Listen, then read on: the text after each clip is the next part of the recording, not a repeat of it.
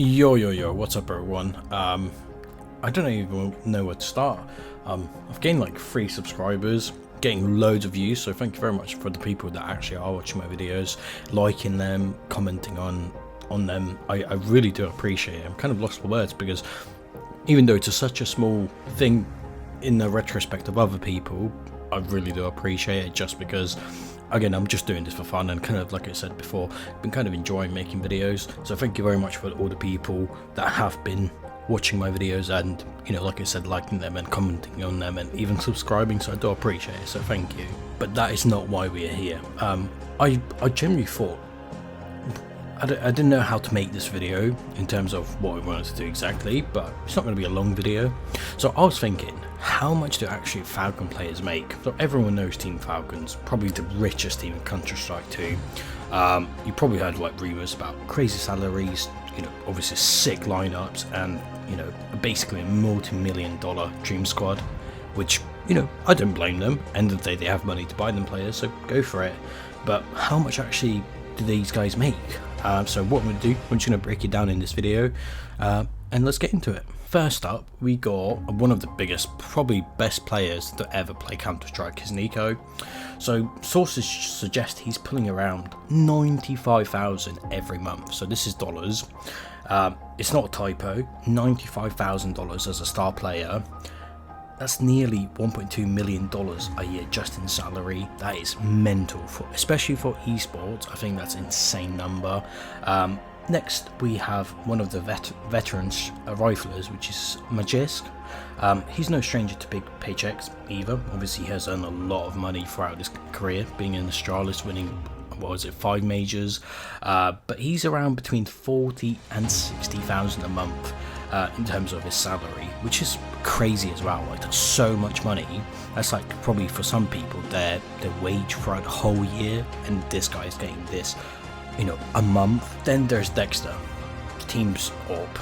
I mean, I wouldn't say he's one of the best AWPers there, but he certainly has some kind of thing behind him that he can be a great player. But his estimated salary sits around 20 to 30,000 per month. Obviously depending on, again, you know, some contract bonuses, etc.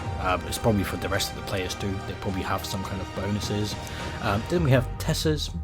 Again, he's a solid rifler. We've seen him play in complexity, in heroic, which he did well. I thought he was really good player, but he's kind of dropped off, you know, lately, I'd say.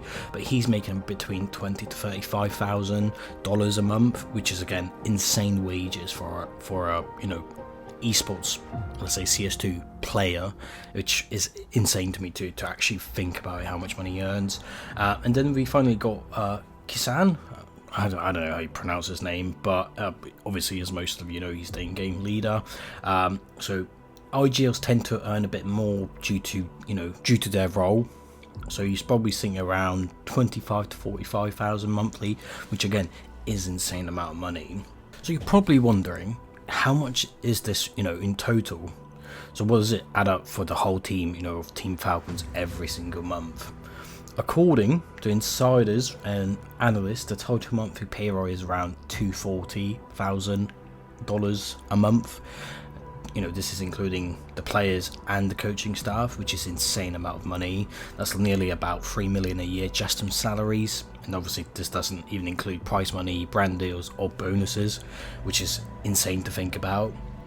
So you're probably wondering, why is Falcons paying so much money for these people? It's actually quite simple. They're just going all in.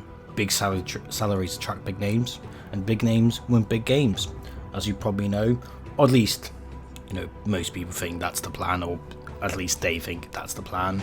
With, you know, with this kind of investment, the pressure is on though. You know, you spend a lot of money, so anything less than a top tier results would be a huge letdown for both for the org and the fans. And imagine you spend so much money a month and you just not achieving, which it kind of reflects at the moment. They're not doing great.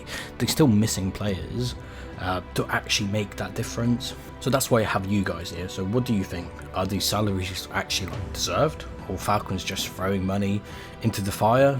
Let me know in the comments, hit that like button, and of course if you learned something new, don't forget to subscribe for more CS2 breakdowns just like this. So yeah, see you later, bye.